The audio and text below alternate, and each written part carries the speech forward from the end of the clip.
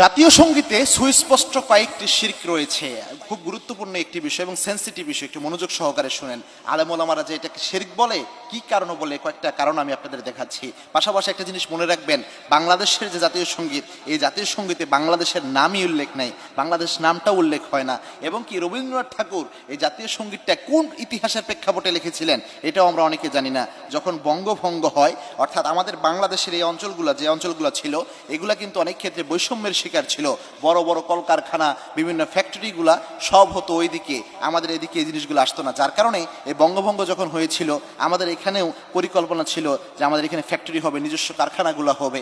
এটা যখন হলো এবং ভাগ হয়ে গেল, ওই সময় রবীন্দ্রনাথ ঠাকুর যেন এটা ভাগ হতে না পারে, আমাদের নামে আলাদা বিশ্ববিদ্যালয় যেন না হয়, এটার পর্যন্ত তিনি বিরোধিতা করেন। পাশাপাশি এই ভাগ যেন না হতে পারে, এই জন্য তিনি ওই সময় এই জাতীয় সঙ্গীত হিসেবে যেটা আমরা কি জানি, এটাকে তিনি রচনা করেন এবং এটাকে তিনি প্রকাশিত করেন। এবং কি উইকিপিডিয়ার তথ্য মতে জানা যায়, রবীন্দ্রনাথ ঠাকুর এই জাতীয় সঙ্গীতটাও চুরি করে নিয়েছেন, বিভিন্ন জায়গা থেকে তিনি চুরি করেছেন এই জাতীয় সঙ্গীতটা। এটা একটা গুরুত্বপূর্ণ তথ্য। সুতরাং এই জাতীয় সঙ্গীত নিয়ে আলেমরা কেন দ্বিমত করে, এর কয়েকটা কারণ রয়েছে। এবং মনে রাখবেন, আমরা গবেষণা ছাড়া এই জিনিসগুলো কিন্তু বলছি না। ইউনিভার্সিটিতে বাংলার উপর আমরা পড়ালেখাও করেছি, এবং কি আমি নিজেও ইউনিভার্সিটিতে পড়ালেখা করে honours masters first class first হয়ে গবেষণা করে এটা আপনাদের সামনে প্রকাশিত করছি। আমরা দেশের বিরোধী কোনো কথা বলছি না। এখানে জাতীয় সঙ্গীতের মধ্যে একটা জিনিস দেখেন, এখানে প্রথমেই কিন্তু বলা হয় যে চিরদিন তোমার আকাশ তোমার বাতাস, এই কথাটা বলা হয়। অথচ আকাশ বাতাস একমাত্র আল্লাহ রাব্বুল আলামিনের, যেটা আল্লাহ কোরআনে অসংখ্য জায়গায় বলেছেন, লিল্লাহি মা ফিস সামাওয়াতি ওয়া ফিল আরদ, এভাবে আল্লাহ রাব্বুল আলামিন জানিয়েছেন, যেটা কোরআনের বিধানের সুস্পষ্ট বিরোধী। আরেকটা জিনিস দেখেন এই জায়গায়, এখানে ওমা নামে একটা শব্দ তৈরি করা হয়েছে, বলা হয়েছে যে ওমা ফাগুনে তো রামের বনে, ওমা দিয়ে উল্লেখ করা হয়েছে, তাদের মাকে উল্লেখ করা হয়েছে।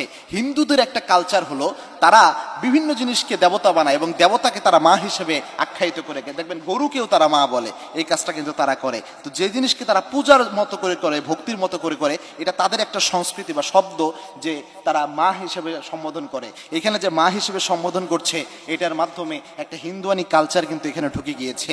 এবং বিশেষ করে এই সবগুলোর ক্ষেত্রে যেগুলো আল্লাহর সৃষ্টি, এই জিনিসগুলাকে তাই মানে ওমা বলে এখানে উল্লেখ করেছে, এইভাবে বলা হচ্ছে। যার কারণে আলেমরা বলছে এটা একটা সুস্পষ্ট শিরক। অনেকগুলো শিরক মিশ্রিত শব্দ এই জাতীয় সঙ্গীতের মধ্যে রয়েছে। এমন আমাদের দাবি, ব্যাপারটি এমন নয়। যারা সুশীল সমাজ দাবিদার, এদের মধ্যেও দেখলাম অনেকেই এটার বিরোধিতা করছেন।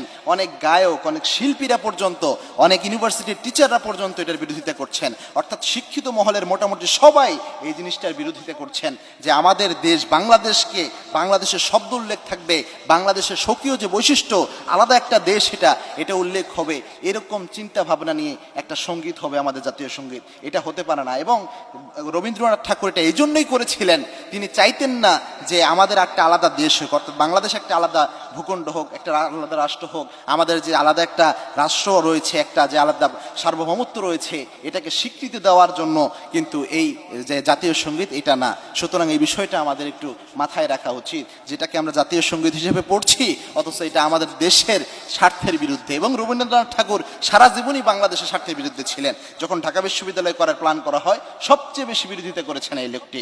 সুতরাং আমাদের উচিত হচ্ছে, আমাদের নিজস্ব যে কবিরা রয়েছে, বিশেষ করে দেখেন আমাদের কাজী নজরুল ইসলাম, তার অনন্য লেখা, তার লেখা দিয়ে তিনি মানুষের মন জয় করে রেখেছেন। কিয়ামতের আগ পর্যন্ত হয়তোবা তাকে মানুষ মনে রাখবে। এত সমৃদ্ধশালী লেখা তিনি লিখেছেন, যেখানেই কলম চালিয়েছেন যেন সোনা ফলেছে, এত চমৎকার লেখা লিখেছেন কাজী নজরুল ইসলাম। তার বিভিন্ন লেখাগুলোকে আমাদের জাতীয় সঙ্গীত বানানো যায়। অথবা আমাদের দেশে অনেক মেধাবী গীতিকাররা রয়েছে, যারা অনেক ভালো লিখতে পারেন, তাদের মাধ্যমে একটা জাতীয় সঙ্গীত রচনা করা যায়। এই জন্য আমরা নিজস্ব সংস্কৃতিতে যেন বুলন্দ হই।